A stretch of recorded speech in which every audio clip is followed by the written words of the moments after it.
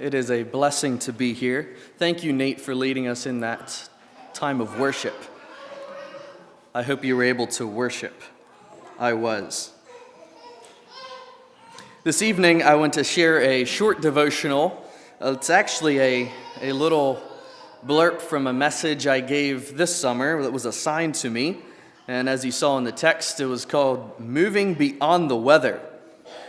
What comes to your mind when you think of moving beyond the weather? I would like to start off with a story of a young man named Robert. He was reading a book and he wanted to be a better conversationalist, or in other words, have better conversations. And the book said that the way you can be a better conversationalist is to listen. Well, I think we've heard that before. So he wanted to put it to the test. So he actually sold his car and traveling to his girlfriend's house on the weekends, I think he was in college at the time, was about 250 miles away. And so he would hitchhike his way for 250 miles. The one weekend, Saturday morning, he got up and started his journey, and he found somebody who could take him 100 miles. That's a pretty good chunk of the 250.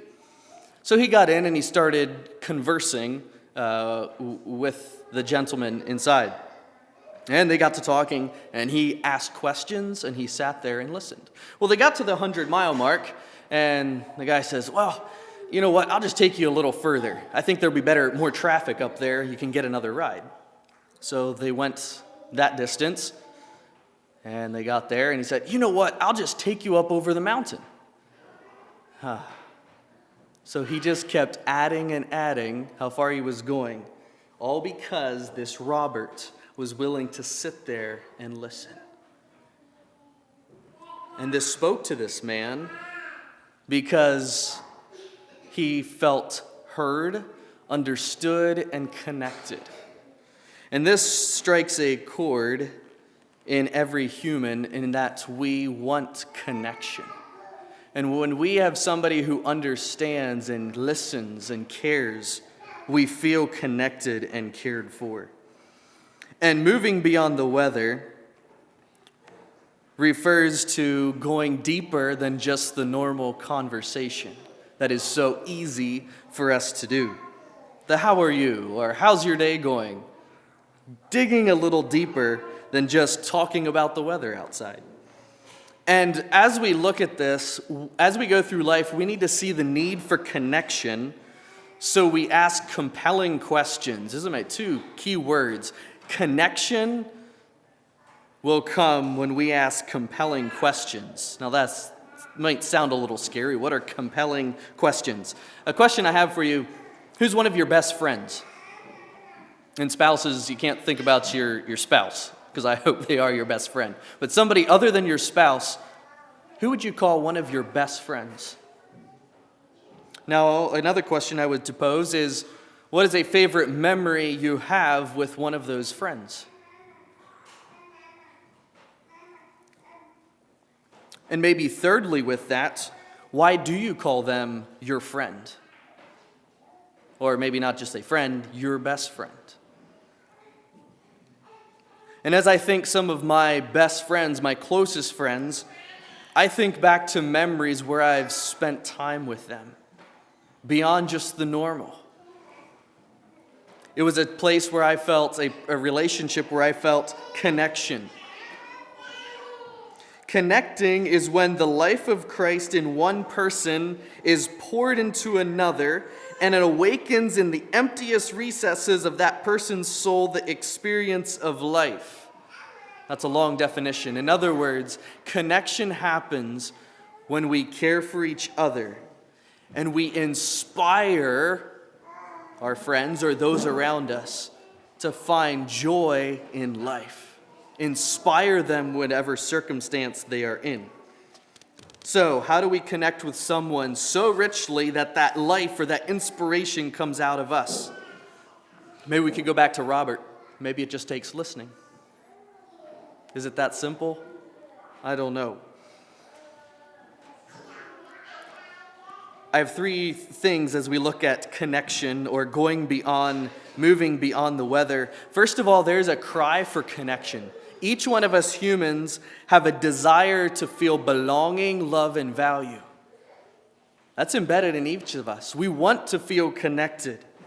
And it stems from a baby, actually. They say that the first 3 months of a baby's life, or a person's life, are integral for the remaining years that they live. Their connection to their mom and their dad, the love and the safety that they feel, the touch, the care, sets the stage for the rest of their life, and that points to the human need to feel connected, to feel loved, to feel valued.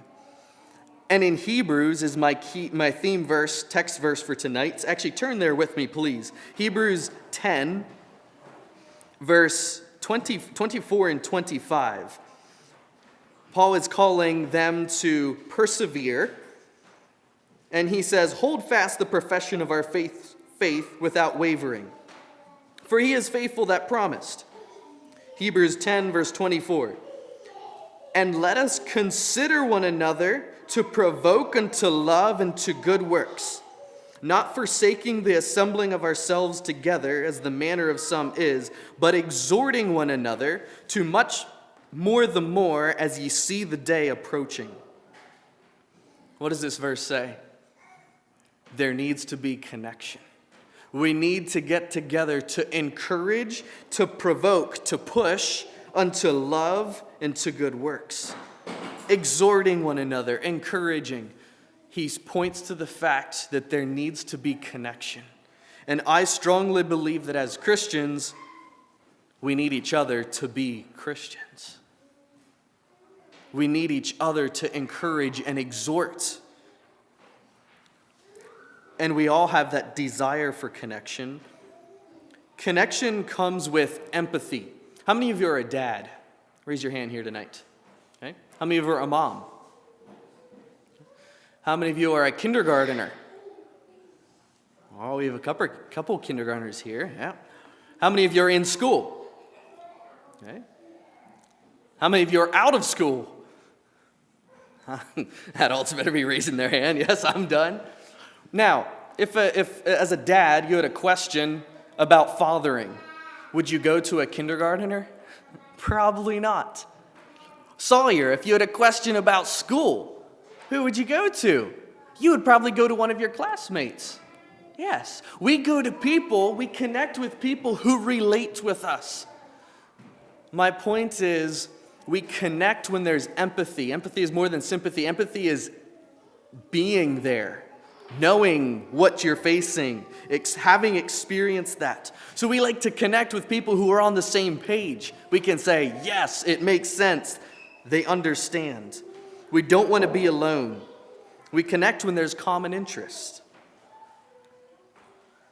We connect when we are understood. That's when we feel cared for, is when people understand us. And that often happens with the people who are in the same walk of life or same area, facing the same things. But how do we know who those people are? We got to ask. We got to be willing to share what we're facing. So there's a cry. There's a need for connection. Each one of us has that. Okay, so we understand that. And then there's a crisis. So there's a need to connect. But one of the biggest things in connection is fear.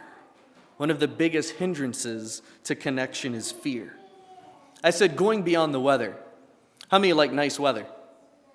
Sun shining, about 69 degrees. Life is good. What happens when it's raining or snowing or cold? That's not pretty. But imagine with me on a cold, snowy day, having to be outside, you bundle up, you attempt to keep warm, you give it all you got, you make it to your destination. What's the feeling when you arrive? Walk inside the warm building. The warmth hits you, and it's bliss. You see, in our relationships, we're connected to fair weather. We like when life is good. There's no struggles. It's not sticky. We're not trying to figure out the other person. So we just stick with the easy. Oh, how are you doing, Drew? Oh, good, great, have a good week. And you keep moving on. What if I would stop and say, okay, Drew, what made your day good? And keep digging, keep asking questions to dig beneath the fair weather. And I might get to something ugly, but I'm putting on my coat, I'm bearing down. And in that process, I'm connecting with Drew. So one of the biggest hindrances to connection is a fear. What's going to happen? What if I say doesn't make sense? What will they think of me? Rewards only come with risk. Other things that are a hindrance against connection is individualism. I can figure it out. I can Google that. Or I can pray about it. God will help me. That is a hindrance against connection. Busyness. No, I don't have the time to stop and ask Drew how his week was good. We got to go on to the next thing. That is a hindrance against connection. Technology and social media. We think we're connected, but it doesn't actually bring connection. There's many acquaintances. If I was to ask how many friends you have, how many would you say? Well, first question, what's a friend, right? Back in 1985, they did a survey, and it was said to be most people had 3 confidants or close friends who they couldn't confide in. Jump ahead to 2004, the average person was down to only 1. Only 1 person who they really feel they could connect with. I wonder what that number is today. Oh, that we could have more than 1 person we feel we can open up with and connect to. So there is a crisis. Connection doesn't come easily. We all want it, need it, but there's hindrances that fight against connection. Now, practically, moving beyond the weather, how can we go further than just say, Jared, how's your day?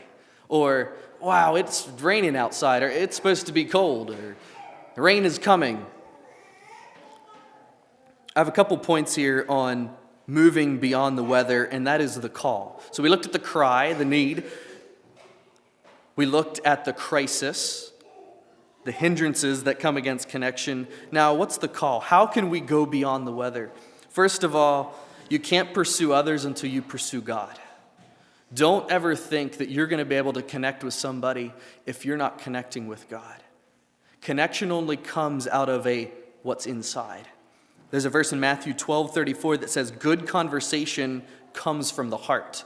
Jesus there is actually calling the Pharisees hypocrites and vipers because their hearts were ugly and they were trying to say nice things. It's not going to work.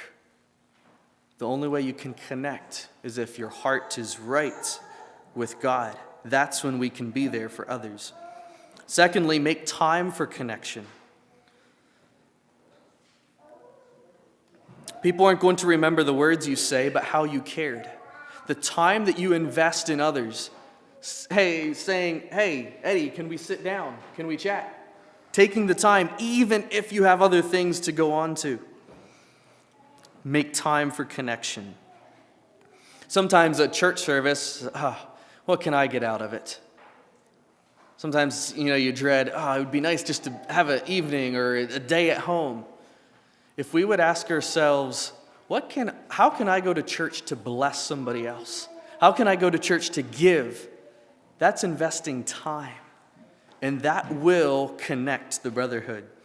Thirdly, listen attentively. You ever talking to somebody and they pulled out their phone?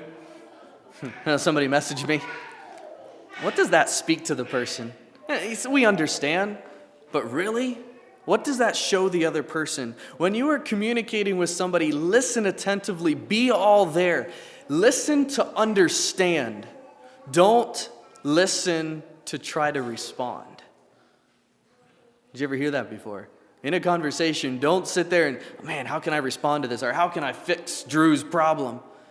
Instead, listen to understand what he's saying so that we can respond with maybe some more questions to dig a little deeper. Or to say, hey, brother, can we pray about this? Or can I follow up with you in a week? Sister, Listen attentively, seek to understand. That will connect. Don't seek to respond. Fourthly, ask compelling questions. What's a compelling question? Moving to something more. I have some students here. Stuart, did I ever ask how your weekend was? Yeah, when you answered with good, what did I say? No, remember? Ellie, do you remember ever me asking you that? No? Okay, I'll have to try that on you, Stuart, tomorrow. Come Monday, I like to ask my students, hey, how was your weekend? Good. My go-to is, so what made it good? It was just good. Well, what made it good? Good is a common response to all questions. How you doing? Good. How was your weekend? Good. What made it good? Let's be specific. That is a compelling question. Digging a little deeper. One question that came up in witnessing is asking, assuming there is a God, and you could ask God anything, what would you ask? That's a compelling question. That gets them to think. And that's often a little window into something they're facing in life. Why does God have to allow death or sickness? Sometimes questions like that will come up, and it's something they're dealing with. Seek to ask questions that compel to deeper things. Compelling questions are like gold.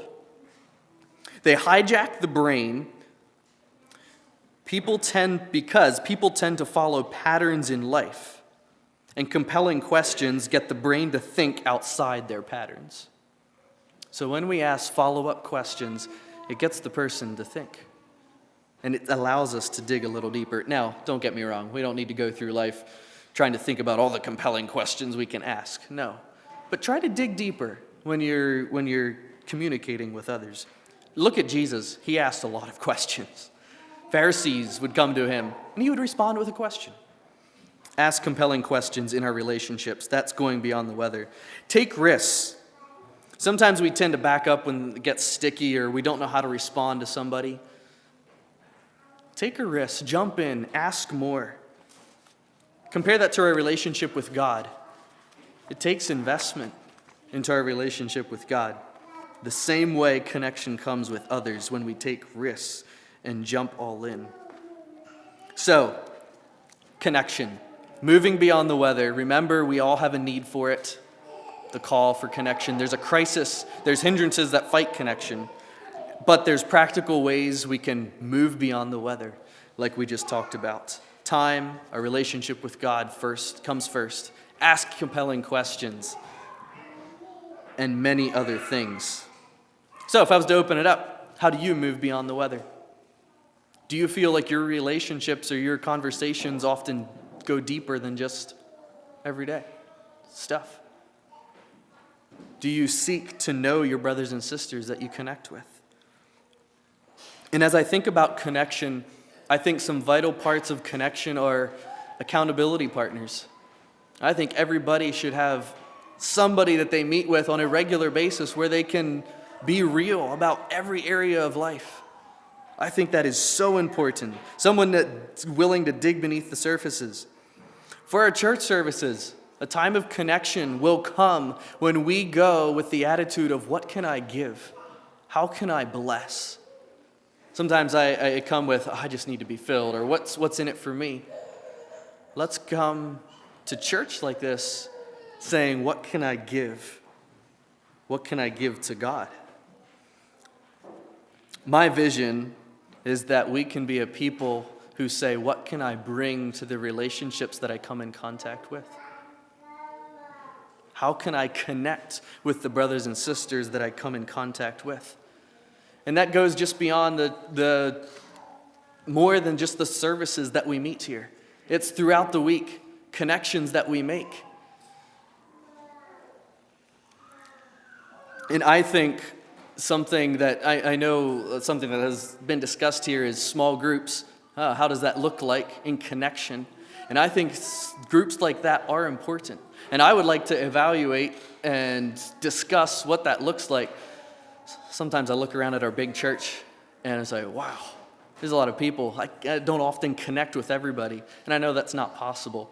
But I think it's so important that our churches have a place where everybody feels connection. And I think that might come from smaller groups. And I don't know what for organization that takes.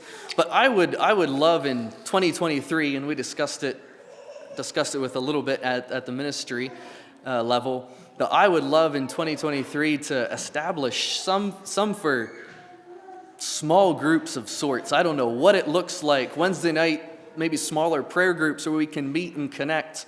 Maybe other times throughout the month where we can connect on a smaller group level. And so what I'm inviting you to in the next couple months, if you have ideas or things on that, let me know, or one of the ministry, and I would like in 2023 to come up with a plan, a way forward to provide a way to connect. Now, let me be real. No system will ever bring connection. It takes each one of us personally. And I'd like to call each one of us personally to connect with those around us. Questions to ponder before we go into our prayer time. I wanted to wrap it up.